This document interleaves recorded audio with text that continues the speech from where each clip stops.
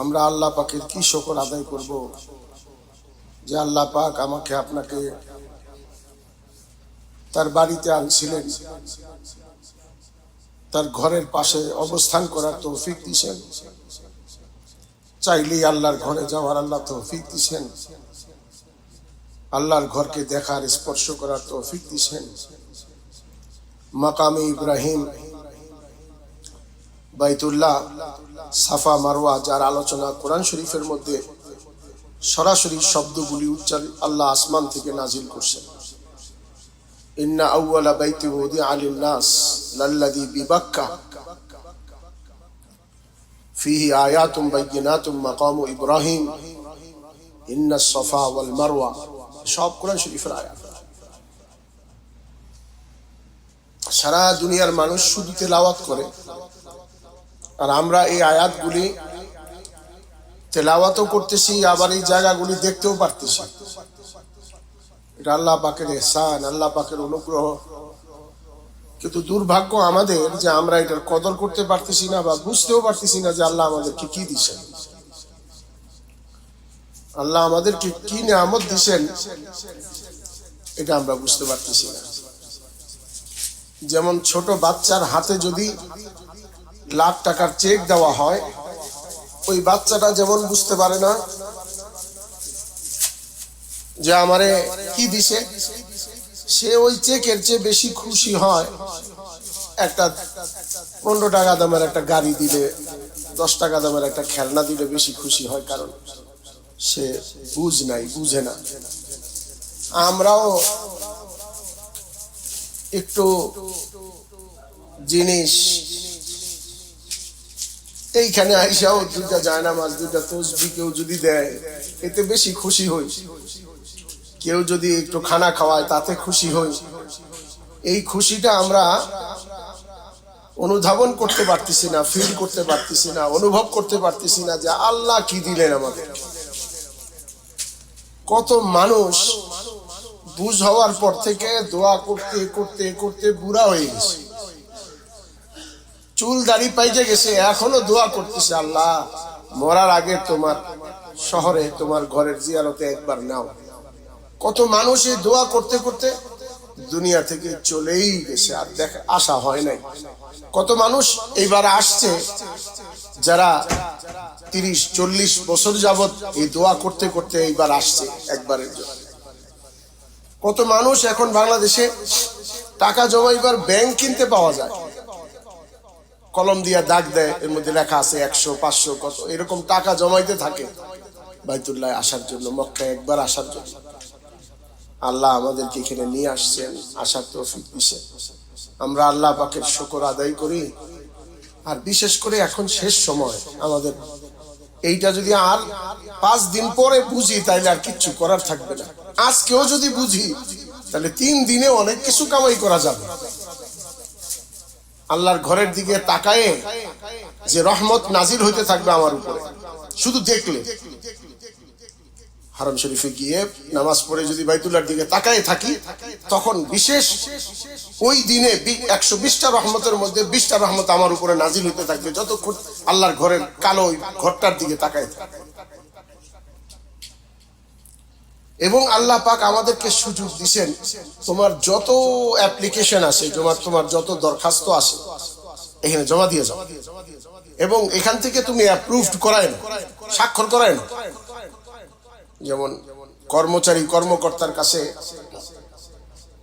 Application করে, আবেদন করে, কইরা আবার কয় স্যার সাইন দিয়ে দেন, এটাকে অ্যাকসেপ্ট করায় দেন। যদি স্বাক্ষর দিয়ে দেয়, খুশি খুশি ছুটি কাটায়, সবাইকে দেখায়।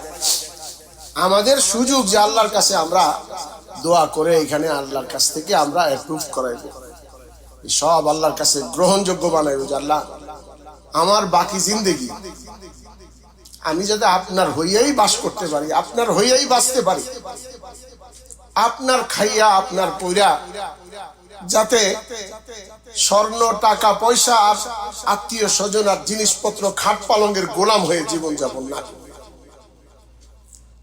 আজকে মানুষ পরিবেশগত ভাবে কেউ খাট পালঙ্গের গোলাম, কেউ টাইলস মার্বেলের গোলাম, কেউ স্বর্ণ রূপার গোলাম, তো কেউ স্বামীর গোলাম, কেউ বাচ্চার গোলাম। গোলামি বলতে জীবন যৌবন, সকাল বিকাল, রাত দিন, সফর হজর, সুস্থ অসুস্থ সব উজাড় করে দিছি, সব উজাড় করে দিছি। তার মানে হলো আমরা তাদের গোলাম হয়ে গেছি। অথচ উচিত ছিল আমরা আল্লাহর গোলাম হই, আল্লাহর গোলাম হয়ে জীবন যাপন করব। তো যদি আল্লাহ পাকের জন্য আমরা গোলাম, আমার জীবন উৎসর্গ করতে পারি, আল্লাহর গোলাম, আল্লাহর বান্দী হয়ে জীবন যাপন করতে পারি, তো আল্লাহ আমার মালিক হয়ে যাবে। আমার সুখ দুঃখ আল্লাহরে বলা যাবে, বলতে হবে না, আল্লাহ দেখবে। হালাতের মালিক আল্লাহ, আর হালাত দূর করার ক্ষমতা আল্লাহর হাতে, কারো হাতে নেই। মানুষের উপরে দুই রকম হালত আসে, ভালো মন্দ। ভালোটাও আল্লাহই আনেন, মন্দটাও আল্লাহই আনেন। আর এই হালত দূর করার ক্ষমতা, অবস্থা দূর করার ক্ষমতা একমাত্র আল্লাহর হাতেই আছে। যখন কষ্ট হয়, যখন সুখ হয়, আমরা তখন আসবাবের শুকরিয়া আদায় করি, আসবাবের কৃতজ্ঞতা প্রকাশ করি, জিনিসের প্রশংসা করি, জিনিস দেনেওয়ালার প্রশংসা করি, কোম্পানির প্রশংসা করি। মনেই পড়ে না যে এটা আল্লাহ দিছে।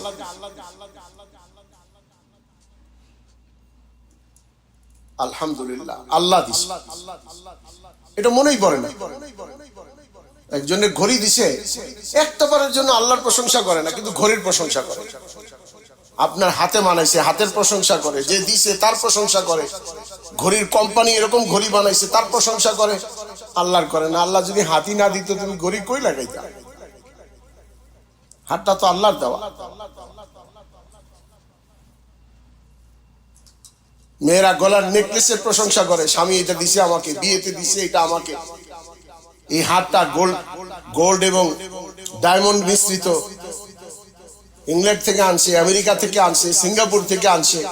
জিনিসের প্রশংসা, আমারে খুব মানাইছে তার প্রশংসা, আমার প্রশংসা, যে দিছে তার প্রশংসা, সব প্রশংসা। কেউ দেনেওয়ালার করে, কেউ জিনিসের করে, আত্মীয় স্বজনরা যে পরে তার প্রশংসা করে, কিন্তু কেউ আল্লাহর প্রশংসা করে না। আল্লাহ যদি আমাদের গলাটা কচ্ছপের মতো বানাই দিত, যে গলার গর্দান নাই, মাথা ভিতরে, তো হার কই লাগাইতাম? কপালে। মেরি মোহতারামা মা ও বহনো, তো ভালো কিছু আসলেও আমরা জিনিসের প্রশংসা করি, আর হারাইলেও জিনিসের ব্যাপারে আমরা আফসোস করি। অথচ আল্লাহ তাআলা তার বান্দাদেরকে বানাইছেন যে তোমরা সবর আর শুকরের জিন্দেগি বানাও। তুমি যদি শুকর গুজার হও, তো আমি তোমার শাস্তি কেন দিব? আমি তো তোমার মহব্বত করে বানাইছি, আমি তো তোমাকে মহব্বত করি, ভালোবাসি। আমি তোমার কষ্ট কেন দিব? তুমি তোমার বাচ্চারে কষ্ট দাও না, তুমি তোমার স্বামীকে কষ্ট দাও না, তুমি তোমার মাকে কষ্ট দাও না।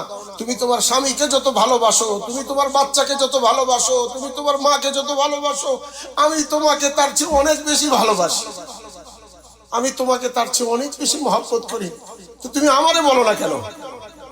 তোমার সুখের কথা আমারে বলো, আমাকে শরীক করো তোমার সুখের সাথে। তোমার দুঃখের কথা আমারে বলো, আমি তো তোমার দুঃখ দূর করবো। কে করবে? তুমি টাকা দিয়ে কি করতে পারবা? তোমার শক্তি দিয়ে তুমি কি করতে পারবা? কিচ্ছু করতে পারবা না। আর আমি হালাত দূর করলে তোমার কিচ্ছু রাখবে না, আমি দূর করব। তোমার ক্ষুধা লাগছে আমাকে বলো, তোমার পিপাসা লাগছে আমাকে বলো, তোমার জ্বর হয়েছে আমাকে বলো, তোমার মন খারাপ আমাকে বলো, তোমার ছেলে মেয়ে অসুস্থ আমাকে বলো, আমি ভালো করব, আমি সুস্থতা দিব। মেরি মোহতারামা মা ও বহনো, এই শহর থেকে, আল্লাহর ঘর থেকে এরকম একটা দিল নিয়ে যদি যাইতে পারি, আল্লাহর কাছে দোয়া করি আমরা। এখনো সুযোগ আছে। রাতে, কালকে বৃহস্পতিবার দিনে, কালকে জুমার রাতে, পরশু জুমার দিন, 3টা দিন আমাদের কাছে এখনো আছে। বৃহস্পতি, শুক্র, শনি, এই 3 দিনের ভিতরে আল্লাহর কাছে যাইয়া, আল্লাহর বাড়িতে যাইয়া আমার সব দরখাস্ত কবুল করাবো। আর আমার দিল আল্লাহরে বলবো যে আল্লাহ এরকম একটা দিল বানাও, তুমি, তোমাকে খুশি করা আমার জীবনের মাকসাদ হয়। আর তুমি নারাজ হইলে আমার কাছে দুনিয়ার কোন রাজত্ব ভালো না লাগে। আল্লাহ এরকম দিল বানায়, আল্লাহ এরকম দিল বানায়। আর এখান থেকে আল্লাহ পাকের ঘর থেকে আজম করে যাই যে আল্লাহ তুমি আমাকে এই তৌফিক দাও, যে তুমি আমারে যে এখানে আসার তৌফিক দিছো, এইটার কৃতজ্ঞতা স্বরূপ আমি বাকি জিন্দেগি তোমার নাফরমানি করব না। আজম করি আমরা। অল্প কয়দিনের জিন্দেগি, দেখেন আমরা এই যে আসবো আসবো আসবো, তারিখ আসবে আসবে, আসছি, শেষ, সময় শেষ হয়ে গেছে, বিদায়ের ঘন্টা এখন বেজে গেছে। এরকমই জীবন আমাদের, সকাল বিকাল, জানুয়ারি ফেব্রুয়ারি, এই বছর ওই বছর কেটে যাবে। আজকে নানি দাদিকে দেখি অনেকে বিছনায় পড়া থাকে, এই কয়দিন পরে আমাদের তারিখ আসতেছে। আমরা আজকে যাদেরকে দাফন করে চলে আসছি হাতের মাটি ঝাড়তে ঝাড়তে, এই কয়দিন পরে আমাদের নাতি নাতনিরা আমাদের কবর দিয়ে আমাদের মাটি ঝাড়তে ঝাড়তে আসবে। হাজার বছর, লাখ বছর, কোটি বছর, অসংখ্য অগণিত বছর আল্লাহ এই আখিরাতের জীবন বানাইছেন। এখন ফয়সালা করে যাই আল্লাহর কাছ থেকে যে আল্লাহ বাকি জিন্দেগি তোমার হুকুম মতো চলবো, যাতে মৌতের পরে আমার কে কেউ স্মরণ করুক চাই না করুক, আমি তোমার স্নেহে, তোমার ভালোবাসায়, তোমার মায়ায়, তোমার আদরে, তোমার সোহাগে, তোমার মহাব্বতে আমার আখিরাতের জীবন কাটবে। এই জন্য আজম করি যে বাকি জিন্দেগি আল্লাহ পাকের হুকুম অনুযায়ী, পুরা হুকুম, দিন পরিপূর্ণ আল্লাহ দাওয়াত দিছে পুরা। আমার সাথে আংশিক কিছু মানবা কিছু মানবা না, এটা করো না। আমি তো তোমার এরকম করি নাই, তোমার জিহ্বায় কিছু স্বাদ দিছি কিছু দেই নাই, অর্ধেকে স্বাদ পাও অর্ধেকে পাও না, চোখে একটাই দেখো আর একটাই দেখো না, কানে একটাই শুনো আর একটাই শুনো না। আমি তো এরকম করি নাই। আমি যদি করতাম, এক পাও দিয়ে বুঝতেছি যে একটা অঙ্গে শুধু অসুবিধা হইলে জীবনটা কেমন হয়ে যেতে পারে। তা আমি তোমার নিয়ামত পুরা দিছি, তো তুমি আমার হুকুম অল্প অর্ধেক মানবা, এটা তো ইনসাফের কথা। এটা তো ইনসাফের কথা যে আমি বাড়িতে ফেরার পর 100% 100 ভাগ মানবো। যেটা মানতে না পারি রাত্রে কাইন্ডা আল্লাহকে বলবো, আল্লাহ চেষ্টা করছিলাম পারি নাই, মাফ করে দাও আল্লাহ, আমি অনেক নিয়ত করে আসছিলাম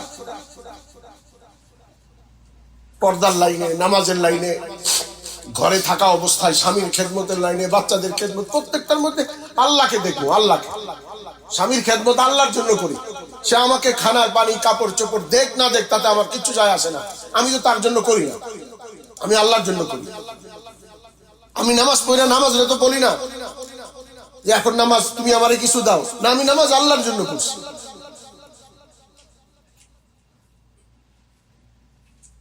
কোন ভিক্ষুকরে সদকা দিয়ে আমি তো বলি না যে এখন তুমি আমারে কিছু দাও না, আমি সদকা আল্লাহর জন্য করছি। তো স্বামীর খেদমত আল্লাহর জন্য করছি।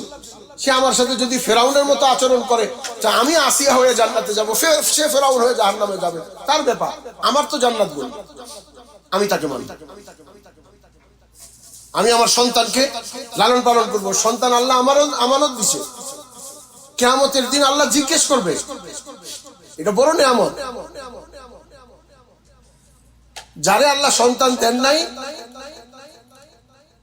তার জন্য নিয়ামত। সে যদি আল্লাহকে রাজি করে তো অনেক বড় জিম্মাদারি থেকে বেঁচে গেছে, এবং যে কষ্ট দিয়ে আল্লাহ তারা মাফ করবে, এটাও নিয়ামত। আর যারে দিছে বলছে তোমারে দিছি, এটাও নিয়ামত। এই জন্য দেই নাই যে তুমি শুধু মা ডাক শুনবা, এই জন্য দেই নাই যে তুমি তার ভালো ভালো হরলিক্স আর পেডিয়াশিওর আর এই ডিম আর মাখন খাওয়ায় বড় করবা, এই জন্য দেই নাই। যদি এটার জন্য দিতাম তাহলে দেখো আমার নবীর ঘরে তার বাচ্চারা কেমনে বড় হয়েছে। মাখন তারা দেখে নাই, ডিম তারা দেখে নাই, একমাত্র খানা রুটি ছিল, এটা 2 মাস ঘরে চুলা জ্বলে নাই। তোমার বাচ্চারে দিন শিখাও, ইমান শিখাও।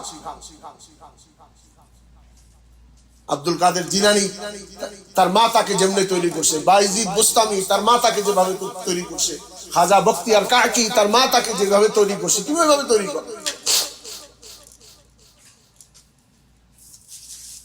তো আমাদের জিন্দগিতে এক হলো, আমি আল্লাহর হুকুম মানবো, স্বামীকে মানবো, আর ঘরে আল্লাহর হুকুম মোতাবেক থাকবো, বাচ্চাকে ইমানি তরবিয়ত করব। বাচ্চা আমার জান্নাত, বাচ্চাই আমার জান্নাত। কিয়ামতের দিন কত মানুষ হবে তার কাছে তাহাজ্জুদ নাই, তার কাছে হজ নাই, তার কাছে সদকা নাই, বেঁচে যাবে শুধু বাচ্চা দিয়ে। আল্লাহ তারা ডাকবে, শুধু বাচ্চা যাবে না, আল্লাহ কিয়ামতের দিন ডাকবে, আব্দুর রহমান কোথায়, তোমার আম্মা আব্বা সহ আসো, তোমার আম্মা আব্বারে নিয়ে আসো। বাচ্চারে বলবে ইকরা ওয়ারতাকি, পড়ো, কামা কুনতা তুরাতিল ফিদ দুনিয়া, দুনিয়া যেভাবে পড়তা সুন্দর করে প্রতিযোগিতায় পড়তা, একা একা পড়তা, একটু পড়ো। তো সে পড়বে আলহামদুলিল্লাহি রাব্বিল আলামিন, ওয়ারতাকি, একতলায় উঠো, তুমি ওঠো, মা বাপরে সহ উঠো। দ্বিতীয় আয়াত পড়বে 2 তলা, 3 আয়াত পড়বে 3 তলা, 4 আয়াত পড়বে 4 তলা, 100 আয়াতে 100 তলা, 1000 আয়াতে 1000 তলা। এইভাবে সে পড়তে থাকবে আর আল্লাহ তাকে আর তার মা বাপকে জান্নাতের উঁচাই উঠাইতে থাকবেন। এমনকি পুরা কোরআন পড়বে তো 6000-এর অধিক তালার মধ্যে আল্লাহ তাআলা পৌঁছাবেন। আল্লামা মোল্লা আলী কারি রহমতুল্লাহ আলাইহি লিখছেন, জান্নাতের উচ্চ স্থানে হাফিজে কোরআন থাকে। তো আমরা বাচ্চাদেরকে দিয়ে জান্নাত বানাই। আত্মীয় স্বজনের আত্মীয়তা রক্ষা করতে হয়, খানা পাকাইতে হয়, দাওয়াত দিতে হয়, এটারও আল্লাহর জন্য বানায়। সবকিছুর মধ্যে আল্লাহ দেখি। আত্মীয় স্বজন আসছে, তাদের স্বামীর আত্মীয়, আমার আত্মীয়, যে আসছে খানা খাওয়াবো, কার জন্য? আল্লাহর জন্য। তাইলে বেইনসাফ হবে। তাইলে নিজের আত্মীয় আর স্বামীর আত্মীয়র মধ্যে পার্থক্য নেই। মেহমানের মেহমানদারি করবো, জামাত আসলে জামাতের নুসরত করবো। খানা খাওয়ানো সাহাবীদের এমন বড় একটা আমল যে সিরাতে সাহাবাদের জীবনের মধ্যে অনেক আমলের কথা আছে যেটা উচ্চারণ মানে আলোচনা নাই। বিস্তারিত তাদের জীবন কত গুণী ছিল। উল্লেখযোগ্য জিনিসের মধ্যে একটা হলো তারা মানুষকে খানা খাওয়াও। যেমন খরচ করবা ইউনফাক আলাই, তোমার উপরে আল্লাহ তত খরচ করবে। পানি যত নিচে দিয়ে বাইর হবে, উপর দিয়ে অটো লাগানো তত ঢুকবে। কেউ যদি পানি জমায় রাখার নিয়তে না ছাড়ে, তাহলে টাঙ্কিতে পানি আর উঠবেই না, ওই 3000 লিটারই থাকবে। তো ঘরে পর্দার সাথে থাকা, হায়ার সাথে থাকা, পর্দা না শুধু হায়া। হায়া বলছে কেন? পর্দা তো আছেই, মানে স্বামীর সামনেও বাপ ভাইয়ের সামনেও চলাটা শালীন ভাবে, চলাফেরা আওয়াজ নাই, কথার মধ্যে আওয়াজ কম, নম্রতা, এগুলো মা বোনদের বিরাট গুণ এবং প্রত্যেকটার মধ্যে ইবাদতের নেই। বলছে না যে উত্তম নারী হয়ে জীবন যাপন করো। উত্তম নারীর কয় গুণ? বলছে উত্তম নারীর 4-5টা গুণ আছে, তার মধ্যে একটা হলো হায়ার ছাপ থাকবে, পর্দার সাথে চলবে। 2 নম্বর গুণ হলো দিল সাফ। 2 নম্বর গুণ হলো দিল সাফ, পরিষ্কার। আমার ননদ শাশুড়ির সাথে, শাশুড়ি আমার স্বামীর সাথে কেউ কথা বলছে, দিল সাফ না, সে তো আমার ভালোর কথাই বলবে, আমার স্বামী আমার সংসারের ভালো কথাই বলছে। দিলের মধ্যে এরকম কিছু নাই যে সে কি আমাদের কোনো মন্দ কথা বলছে কিনা, কি বলছে, এটা স্বামীকে আসলে জিজ্ঞাসা করবো না, কিছু না। আমার দিল পরিষ্কার। এর আসর পড়বে তার উপরে, স্বামীর উপরে, সকলের উপর পড়বে। যে আজকে আমার পিছনে মন্দ রটনা করে সে পর্যন্ত বাধ্য হবে না। এই মানুষের দিল সাফ, পরিষ্কার। চেহারা সাফা হওয়ার চেয়ে দিল সাফা বেশি জরুরি। চেহারা কালো, দিল সাফ, এরকম মানুষকে মহাব্বত করে ওই মানুষের চেয়ে বেশি তার চেহারা সুন্দর, দিল কালো। তো 2 নম্বর গুণ দিল সাফ, সবার জন্য মহব্বত, দরদ। 3 নম্বর গুণ হলো যে সে মুখে আল্লাহ তাআলার জিকিরের সাথে ঘরের কাম কাজ করে আর হাতে কাম কাজ থাকে, ঘর গোছায়, রান্না করে, বাচ্চাকে গোসল করায়, এই সমস্ত কাজ করে জিকিরের সাথে। জিকিরের সাথে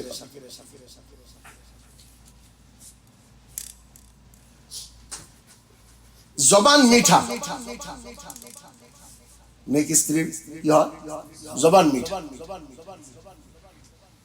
এটা খুব জরুরি। আপনি দেখেন রাগের কথাও যদি মিঠা জবান দিয়া কন, গোসার কথা, কলিজায় কষ্ট আছে কিন্তু শব্দ ভালো ব্যবহার করে। আমাদের মাওলানা আব্দুল মালিক সাহেব হাফিজাহুল্লাহ, আল্লাহ তার জিন্দেগীর মধ্যে খুব বরকত দেন, 100 বছর আল্লাহ তারা আরো হায়াত দেন।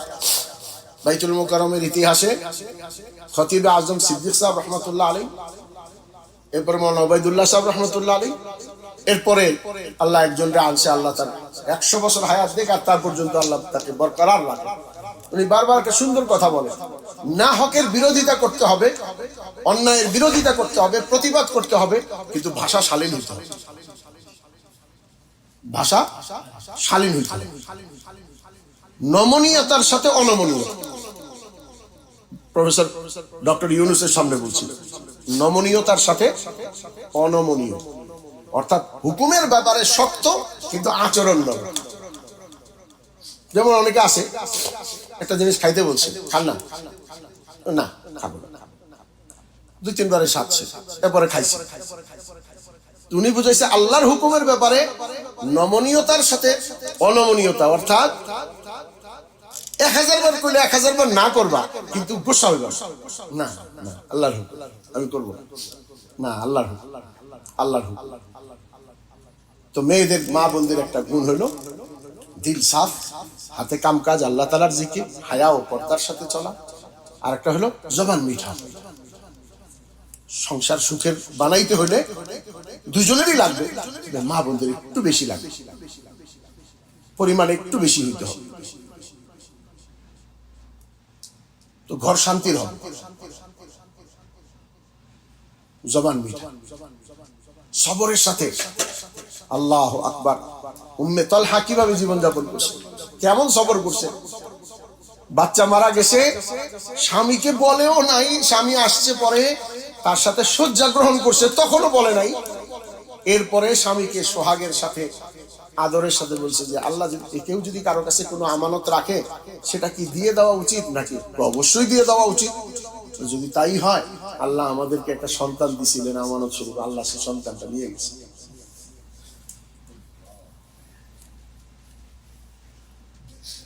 तलहा ना उम्मे सलमा। तो मेरी मोहतरमा माओ बहनों, सिफातेर साथे घरे थाकबे।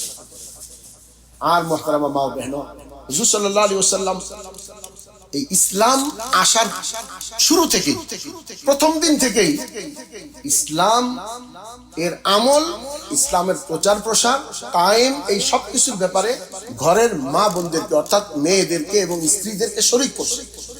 হুজুরের দ্বীনের মেহনত, ইসলাম প্রচার, হুজুরের সাথে কষ্ট মুশাক্কাত বরদাস্ত করা, কোনো ব্যাপারে এরকম হয় না এই যে বিবিরা কইছে আপনি করেন এটা আপনি জানেন, মেয়েরা কইছে আপনি জানেন আপনি করেন আমরা জানি না, এরকম না। প্রথম দিন থেকেই মুজাহাদার কষ্ট, খানা পিনার কষ্ট সব মেয়েরা, বিবিরা বরদাস্ত করছে। আলহামদুলিল্লাহ। আমরাও তো তাদের নাম নেই, তাদের মতো হইতে চাই, তাদের সাথে আমাদের হাসর হোক, কিয়ামত হোক, জান্নাতে থাকবো, তো তাদের মতো চাইলে করতে হবে না? আমরাও আমাদের স্বামীদেরকে বলবো তোমরাও মেহনত করো, আমাকেও শামিল রাখো। জামাত আসলে তুমি মসজিদে প্রতিদিন গাছ হয়, জামাত আসে শুনো, আমি তো শুনতে পাই না, তো আমার সপ্তাহে একদিন তালিমে লয়ে যাও। এইভাবে বলেন যে আমি যদি যাইতে না চাই আমার তুমি একটু মানাইয়া নিও। মানাইয়া নেওয়া মানে আমাকে ম্যানেজ করে, কনভিন্স করে তুমি আমার তালিমে নিয়ে যাবে। কারণ আজকে আমার দিল নরম আছে, কালকে নাও থাকতে পারে, তুমি আমাকে কনভিন্স করে একটু তালিমে নিয়ে যাবে। 3 দিনের জামাতে যাওয়া, এলাকায় জামাত আসলে জামাতের নুসরতে যাওয়া, মা বোনরা ঘরে আসলে তাদের সাথে সতর্কতার সাথে ঘরে বড় করে লেখা রাখে, পরনিন্দা হারাম, বড় করে লেখে। আমি কয়দিন লিখে রাখছিলাম ফ্রিজের মধ্যে বড় করে কয়েকটা জিনিস যেগুলো হয়। 1 নম্বর হলো যে বদনজরি হয় দেখলেই কারো ভাই মাশাআল্লাহ বলেন। দ্বিতীয় হলো মরতে হবে, মরার কথা যাতে মনে করি, 3-4টা কথা লিখে রাখছিলাম বড় করে, দেখলেই মনে পড়ে যে না কোনো গীবত শেখায় না, ভালো কথা বলে। এই সপ্তাহে তালিমে গেছিলেন, 6 নম্বর কে বলছে, কি বলছে, বয়ান হয়েছে, কি বয়ান হয়েছে, ভালো কথা বলে। দেখেন জীবন কত সুখের হয়, জীবন অনেক সুখের। আল্লাহ তাআলা দুনিয়ার প্রকৃত মজাটা রাখছে দিনের মধ্যে, যদি কেউ না ঢুকে বুঝতে পারবে না। সে ভালো খাবে, ভালো থাকবে, আকাশে উড়াল দিবে, কিন্তু কলিজা ভরা অশান্তি থাকবে।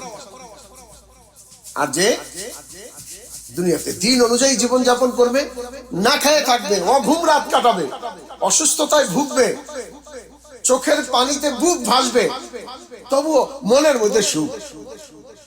বাতিনুহু ফীহি রাহমা ওয়া যাহিরুহু মিন কিবালিহিল আযাব। ভিতরে রহমত, বাইরে কষ্ট। কাবাবের মতো, কাবাব। মুমিনের জিন্দেগি কাবাবের মতো, খায়া হা হা করে, লোল পরে, চোখ দিয়ে পানি পরে, নাকের আগা লাল হয়ে যায়, কিন্তু মজার কথা কি বলে, ও জবরদস্ত মজা হচ্ছে। একজনে আল্লাহ জীবনে আল্লাহ এই খানা আপনার না দেখ, আরে বোকা, দোয়া কর প্রত্যেকদিন খাইতে পারি। এই যে কষ্ট হচ্ছে, এটা কষ্টের পানি না, এই চোখের পানি, এই মুখের লালা আনন্দে। ইমানদারদের কষ্ট, ইমানদারদের জ্বর, ইমানদারদের খরচ, ইমানদারদের হাসপাতাল, ইমানদারদের অসুস্থতা, ইমানদারদের ভুকা ভাগা, ইমানদারদের যত কষ্ট আসে, যদি দিন সাথে থাকে, বাস খোদা এই কষ্টের মধ্যে মজা দিয়ে, মজাই মজা। এই মক্কাতে এক লোক খালি হাঁটে, এইদিকে যায় ওইদিকে যায়, ওদিকে যায় এদিকে যায়। বুজুর্গের হিন্দুস্তানে একটা বাড়ি ছিল, এখানে চলে আসছে। শেফুল আদিম জাকারিয়া সব লিখছে, সব আগে শেষ করে একটা বাড়ি ঠিকানা ছিল, বাকি মক্কায় থাকে। একদিন এদিকে হাঁটে ওইদিকে হাঁটে, এদিকে হাঁটে। একজনে জিজ্ঞেস হুজুর কি হয়েছে? আলহামদুলিল্লাহ, আলহামদুলিল্লাহ, আমার হিন্দুস্তানে একটা বাড়ি ছিল, বাড়িটা সরকার নিলামে লয়ে গেছে। হুজুর এটা খুশির কথা হইলো? হ্যাঁ, আগে আল্লাহর উপরে ভরসা করতে গেলেই খালি আমার মনে পড়তো আমার তো একটা ঠিকানা আছে, আমার তো একটা বাড়ি আছে। এখন আমার আল্লাহ ছাড়া আর কিচ্ছু নেই। এখন আল্লাহর উপরে ভরসা করতে দুনিয়ায় কোনো বাধাই নেই, কেন আমার কিচ্ছু নেই। আল্লাহ আমাদেরকে ইমানদার হওয়ার তৌফিক দান করুন। এই জন্য শেষ আবেদন মা বোনদের কাছে যেটা, সেটা হলো নিয়ত করেন যে আমরা দেশে গিয়ে মেহনতের সাথে জুড়ে থাকি। সামান্য আমাদের তেমন মেহনত আমরা করিই নাই, শুধু মুজাকারায় বসছি, তাতেই যদি আমাদের আলহামদুলিল্লাহ সুম্মা আলহামদুলিল্লাহ দিলের পরিবর্তন, মেজাজের পরিবর্তন, ইমানের পরিবর্তন হয়, তাহলে আমরা যদি প্রতিদিন এলাকায় যাওয়ার পরে ঘরে তালিম করি, 6 নম্বর বলি, সপ্তাহে তালিমে যাই, তাহলে ইনশাআল্লাহ দেখবেন ইমানদারের ওই মজার জিন্দেগি আল্লাহ আমাদেরকে নসিব করে। আল্লাহ পাক আমাকে আপনাকে সকলকে আমল করার তৌফিক দান করেন।